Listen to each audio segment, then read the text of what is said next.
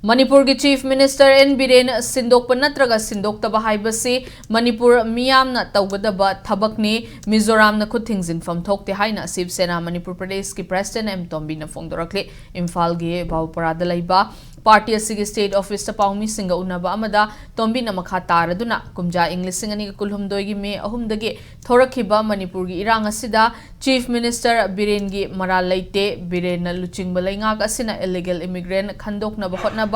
poppy plantation tauba amasung drug lalon basing marufang na muthat na ba hotna ba amade forest kanna bagi thabak laukhalakpada lainga ki policy asi yaning da basing na lal asi horakhibane masida Mizo National Front na Biren bu Chief Minister dagi resign tawada bani haina demand tawrakpa asi mathau natte haina yaning da ba phongdorakhe loina na leimakhongi army camp da thabak suba laishram Kamal Babu ko mioi ama hojik fauba mafam khangdana leiriba asisu athuba matamda mari makhong thidokpa ngamnaba Kamal Babu bu thabak suhaliba army officer adugi mathakta logi matungina action laukhatpa mathau tai haina so Tombi na marilina basingda taksilakle